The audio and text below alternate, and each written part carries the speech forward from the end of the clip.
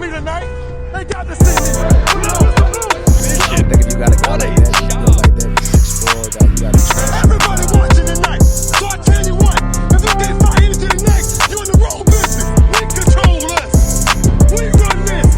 And anybody coming out of the house, they got Jordan Davis last season. They bring Fletcher Cox back in Philly. So I'm sitting there like, we need to put something on this offensive line to combat that. What's going on? Welcome back, everybody. Week 12 is upon us, and we have a divisional clash for Thanksgiving, man. The 7-3 Cowboys are taking on the 4-7 Commanders. Sneaky in the playoff picture after, rewind. They got smashed last week by the Giants. Crazy. DeVito came out and smashed them up. And now we get to take that on here in week 12. Yeah, I mean, I don't think going into that, I mean, for what we did to the Giants, right? You know what I mean? It's what we do, right? But I expected Washington to come out at least kind of replicate some of that. The Giants are, you know what I mean, they're a bad football team, but on the other side of it, we know Washington, obviously they're going through a little fire sale, but they still out here trying to compete. But yeah, man, I mean, going into this one, right? Thanksgiving. We got the Thanksgiving Day game. You think of the time slot is 4:30, so it's prime time on Thanksgiving. I can't wait to get up for this one, obviously, but I'm hoping it's going to be a blowout. I feel in that way. What you said the line was for this one? I think it's sitting at 10.5.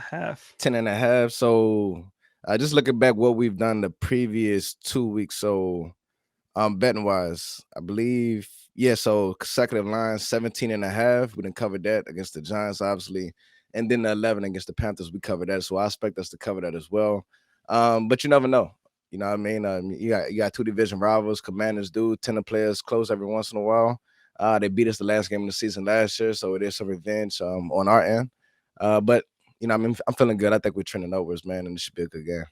I think with this one, too, and I think kind of rolling out the rest of the season, man, it's going to be these bad teams. This is like their Super Bowl, man. You can beat the Cowboys in primetime on Thanksgiving. Yeah. What else is going to save Ron Rivera's job at this point, right? So diving right into the numbers, right? We got offensively 30.2 points per game, a defense that has given up 27.7, man. Kind of crazy. You mentioned we should cover the 10.5. I do expect Dak to get in his bag on Thanksgiving, get a little turkey leg after the game. Oh, yeah. So 27.7 points a game on defense, man. And, you know, I mean, the passing numbers, right? One of the worst in the league, for sure. And then also, I could say like the running game. I think equally across the board, you can see it's like what we do is what they're giving up. I think it's leaning our way for sure. Even the time of possession on their end is as far as it's just showing you they can't keep their, you know what I mean, obviously their offense on the field. You know what I mean? The defense is out there. They're getting ran over. They're getting passed on. The secondary is still weak. You know, they drafted Forbes. It was funny. You talked about Deontay Banks. It was like you drafted this guy. You right. Know? But I think it's a lot of favorable matchups in our you know, for our way this week, man. And then like those guys up front are still, you know, I mean, who they are, like Deron Payne, obviously, Jonathan Allen, two key guys, but you're not dealing with Sweat and Chase Young on the edge. You know, we got Tyler Smith in there that could bet that. Zach Martin on the other side, obviously, I think we'll be okay up front. I think we could test the second there. I think we get the second level in the run game. So good to see Tony Pollard get back on the right path is what we talked about heading into it. Glad to see that. So maybe this be another game just trending in the right direction for him as well. That would be amazing if TP saved that like 3-tub performance for Thanksgiving. But the crazy thing with these defensive numbers is the majority of this was with Chase Young and Montez Sweat on that team. So it is kind of wild that they're only going to get worse from there. You know what I mean? Yeah.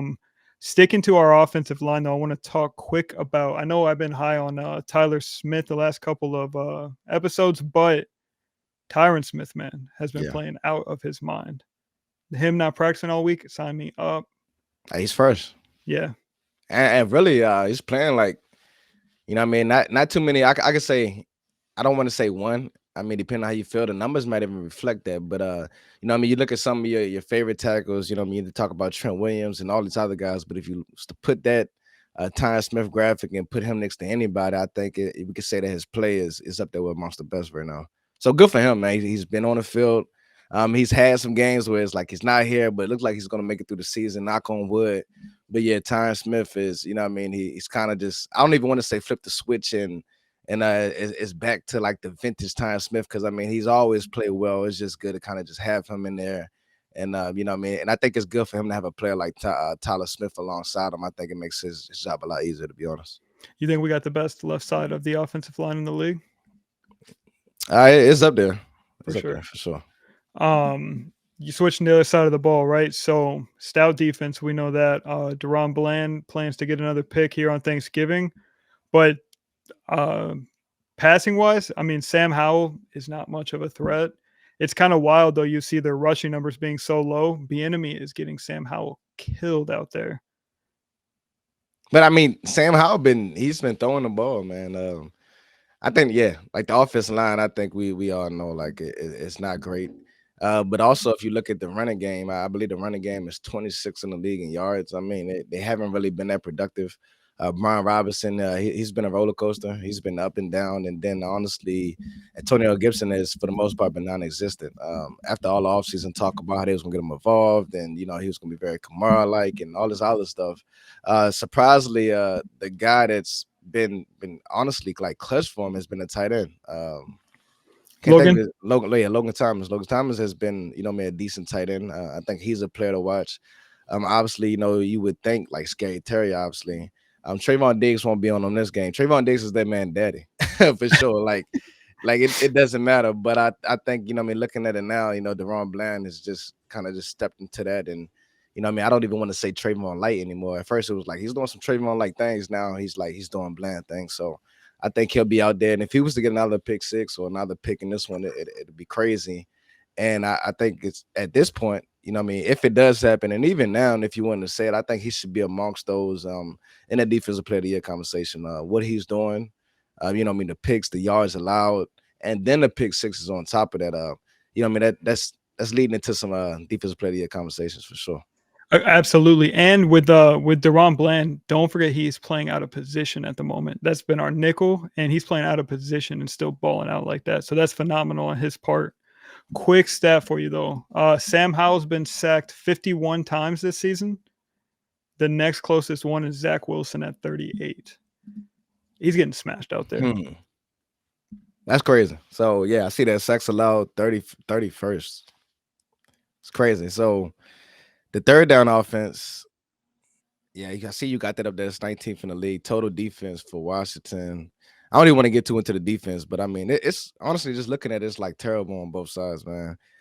Sam Howell, wow, you know, when he has time to pass the ball, he has the yards. He's been throwing it around. I think Eric Bieniemy has done some good things for him, gave him some great looks. It's just like you said, man, like he's getting smashed back there. The run game hasn't really supported him. As far as the weapons, it's been inconsistent for him all season long. But similar to what we said in the previous weeks, you don't want to give a team any confidence builders. I already know they come. It's Dallas week, right? Right. You know what I mean? And we all know like they coming out here to get up for this one. But I think we're gonna get up for this one too. Man, a lot of people call it the Sam Howell party last year, where he came out and you know they got the better of us, man. We just didn't show up. I think we was kind of looking ahead to the playoffs a little bit, and it was like, who is this guy? He came into the lineup, and everybody, oh, you see what Sam Howell did to Dallas? This is the future. A reason why he pretty much got that job into the offseason is what he was able to do against us last year. So I'm just excited to see those guys get after him. You know, Micah, he's licking his chops.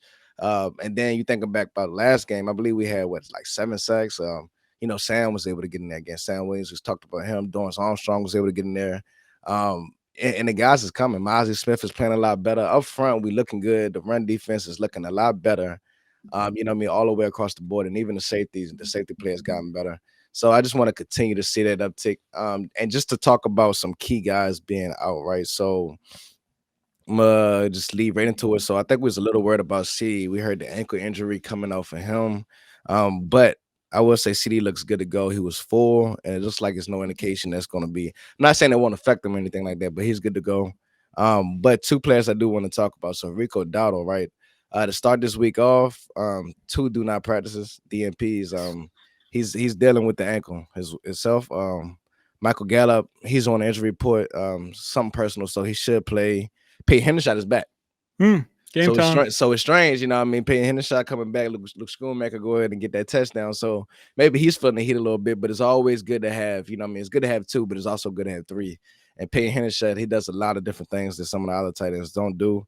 Javon Curse is one to talk about. So his back has been bothering him, obviously, since the last game, and he hasn't been able to practice at all this week. So that is something to keep an eye on. But it looked like Osa is back in there. He's full. We know Tyron Smith. He's doing the Tyron Smith practice schedule right now. Terrence Steele, I think that eases our concerns a little bit. He's full, right? And Kavonde Turpin is full as well. So it looks like he's back in the swing of things. On the other side, Sam Cosby, guard for the Washington Commanders. He's looked like he's carrying up the play. Emmanuel Forbes, though, so similar to what we talked about with Carolina and those cornerbacks being out, it looked like he's going to be out for this one. He's leaning that way. He's dealing with a quad injury, elbow injury, and you know what I mean. And I already know CD is already kind of just looking at that secondary as it is. It wasn't a strength to begin with, and it looked like they're dealing with some things back there now. Alex Armour, their fullback, I don't really think there's much to talk about. Do not practice. Antonio Gibson is dealing with some injuries. He's limited. And for real, if it's any other big names, I would say just worth mentioning it is that Curtis Samuel. He's been full this week and look like he's good to go. But as far as both sides, it looked like, the best players will play. We just had to keep on Javon Curse and Emmanuel Forbes. If he's out, boy, I don't know if it's going to be CD. And I've been thinking about it, but it's something that's telling me Brandon Cooks maybe line up for another big game this week. If Dowdle goes out, could we see the Deuce Vaughn show this Thanksgiving? I don't know what's going on with what's going on with Deuce Vaughn, man. It seemed like we probably could saw some touches here and there, but I don't want to say he's out of favor, but it's kind of leaning towards being like a red shirt year. He'll have that one drive where we see him come in for a little bit, and unless we blow him out. So if you ask him, can we see him? If we blow him out, I think we could see him. But if not, heavy loaded TP, and I wouldn't be surprised if Lipke was to get up in there and have some touches as well. Or even put CD in the backfield, man. That one, that run he had when he hit it for 12 yards, man. Look, I'm sorry. CD, he got some juice back there as a running back too. That's fun. With the offensive side, right? So you mentioned you think Cooks goes off. Do you think there's a chance we see a lot of 12 in this game, given that the tight end room is back healthy? I want to test the secondary out. It's weird because we've seen a lot more of Tolbert, right? And limited Gallup has been a productive Gallup. I want to keep that going. But as far as the touches, I mean, Shoemaker, look, I'm interested in seeing if he can get some more snaps out there. You know what I mean? That same ball that Dak has been throwing him since week one. It's like he finally caught it and got a touchdown. Mm-hmm. So that is a positive in itself. But more tight ends, I like it. And if we're doing multiple tight ends, I'm not liking it from a standpoint of getting those guys involved. I just want to see what type of looks we can use that for in the run game. Because if we could put two guys out there and play some, some smash mouth football, kind of get back to some of that old Dallas football that we used to play, I'd be interested in that for sure. Which game is it with the Salvation Army bucket? Is that Thanksgiving? I feel like it's Thanksgiving. I think it is. I think it's Thanksgiving. See, it's weird because I think we keep it out there for Thanksgiving, but we also hold it for like Christmas and when we play. So it's like it stays out there a little while. I'm trying to remember. I might be off. I might be early on it, but I think it's Thanksgiving. Was it Hendershot the one doing whack-a-mole last year? Yeah. I need some of that. I know we kind of briefly spoke about it too, with CD's like lack of production last week, but you mentioned, they were getting creative with his touches. CD's not going to get 12, 15 catches every week. You know what I mean? And that's the kind of game that was perfect in that situation. He got the right amount of touches. He got a tub. He should be able to get a nice workload here on this Thanksgiving matchup too. Yeah, and Carolina, like, hats off to them. They just did a good job of taking CD away. Mm-hmm. Like, you could see that was their vocal point. And and when it's games like that, you just gotta, you gotta take what the defense give you. And for the most part, it was one of those type of games. Like even with Dak, Dak didn't have crazy numbers, right?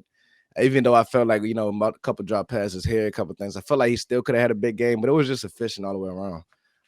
And then for the most part, like I said, like TP, he did what he had to do when it was time. It was like everybody did what they had to do. Like it wasn't crazy stats across the board, but like CD is like it's crazy. We've got so accustomed to seeing those 10 catch 150-yard games. Is like when he have a game like that, it's still like, okay, he got a tub, 4 catches. I forgot, I don't know what the yardage was, but it was like, okay, like we'll take it. Yeah, You know that's what I number one. mean? And I believe he's up there. I want to say second in the league yards for the year.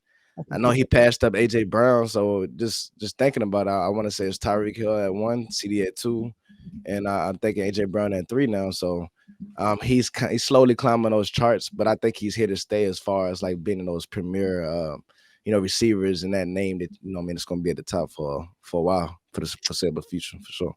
Tied. Tyreek sitting at 1,222. AJ Brown and CD are tied at 1,013. Nah, I think CD got him.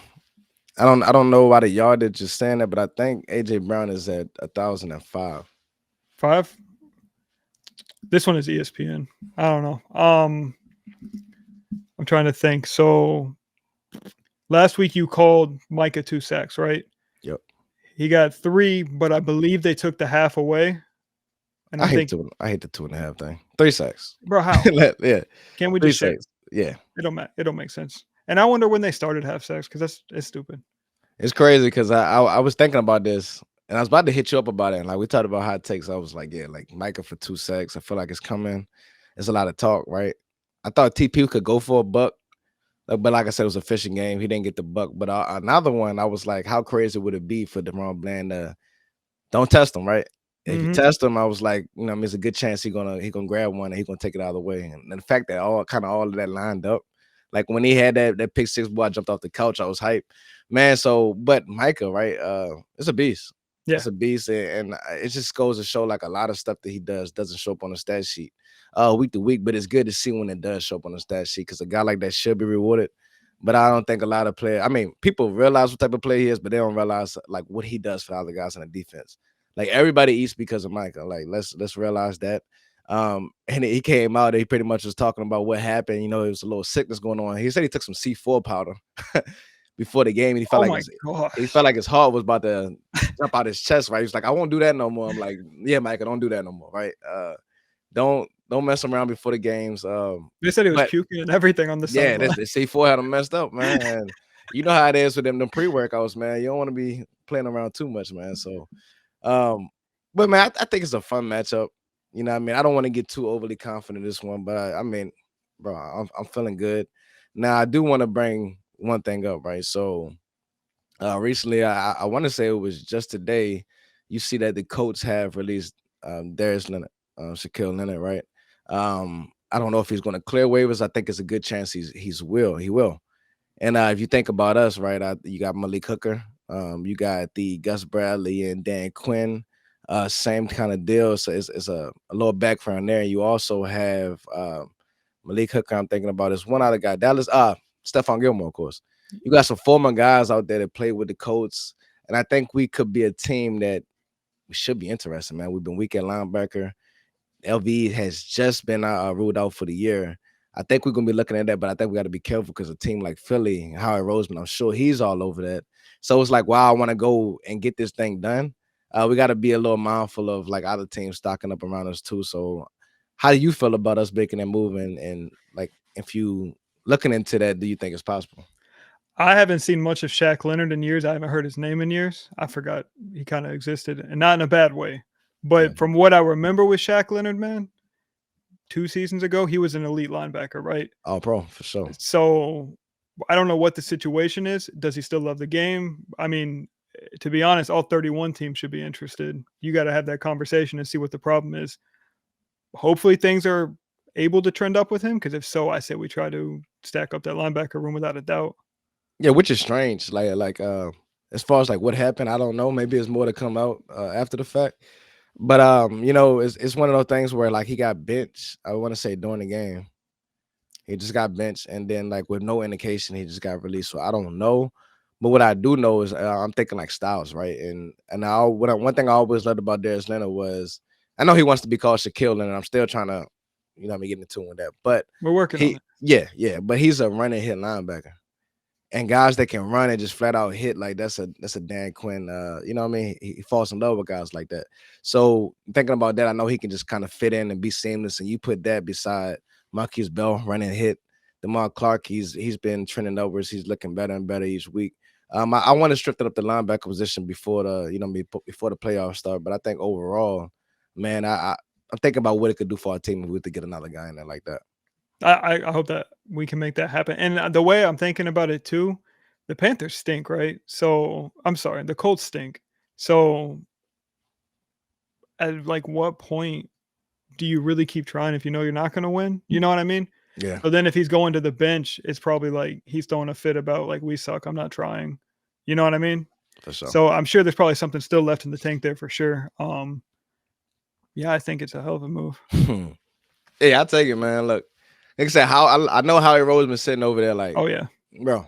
If there's anything about him, he's in there. He's already working it, man.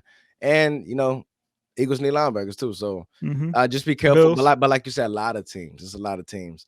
So I don't think it'll come down to just any team just popping out there and just signing a Shaquille Leonard. If he clears waivers, I think he wants to sit back. I think he have his choice of contenders. Yeah. I just wanted to be one of the teams that's in that conversation, just giving them some options. And he wants to contend, like you said, you playing for a terrible team. He wants to go to a team that has a chance, and I think we are one of those teams. And you think about the fits, you think about the relationships that he has within this building. Sign me up. Yeah. Sign me up. But checking the pulse, man, like how you feeling going into this one? Like truly, like what's your feel? Thanksgiving coming up, you know what I mean? A lot of food. I'm gonna have the drinks on deck, bro. I'm gonna lay back and enjoy this one, man. And how you feeling though? I know Listen. So I think we easily can trash Washington, right? But my fear is I can't lose on Thanksgiving, bro. And like high hopes. Yes, we can say this team is different. I sure hope so because I still have that memory in my mind of RG3 running all over us Thanksgiving Day, Keenan Allen going off on us Thanksgiving Day a couple of years ago. I ain't trying to do that. I'm trying to sit back, eat my ham and potatoes, Facts. and drop a 40 burger. And look, the Washington fans be coming out. I'm serious. They be coming out like for the Thanksgiving game. And I gotta think back. Was it Thanksgiving or did we play the Commanders on Christmas recently? Christmas. It's been like 2 years ago. Like they got us on one of them holidays that was recent, and I just remember, man, like it sucks. Boy, they was talking, and I'm just like, man, y'all got it, bro. Like y'all got it. You know what I mean? I went to I think it was Thanksgiving because I was going house to house. I was getting some plates, and then I went to a house that was full of Commanders fans, and I'm like, what I just walk into? Like, you know what I mean? But nah, I need some revenge for sure. And like one of those blow type wins, and I think we will. The crazy thing is, like, if you blow them out, you blow out the Commanders. If they compete with us, you let the Commanders compete with you. So, but like you said, don't expect them to come out and lay down. Like you said, the whole world is watching. They see Dallas on the other side of us.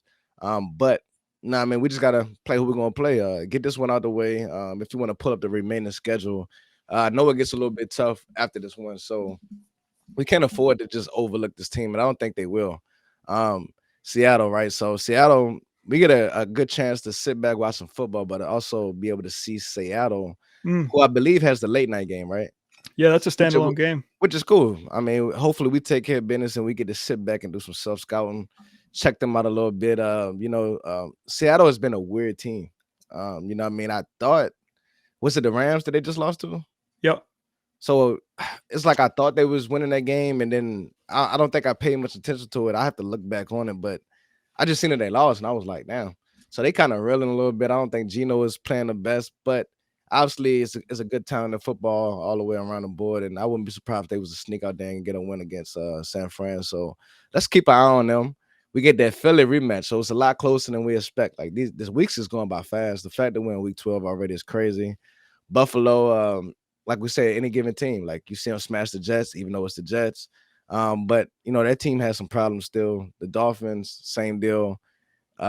Lions, like who knows, man? Lions almost lost to the Bears. I mean, and that goes to show you as well. Like we talked about all these teams, like, hey, lose, whatever. But if you blow out the Chicago Bears, it's like, hey, you blow the Chicago Bears, like it's the Chicago Bears. But if you just squeak out a win against Chicago Bears, it's like, oh, that was a tough win.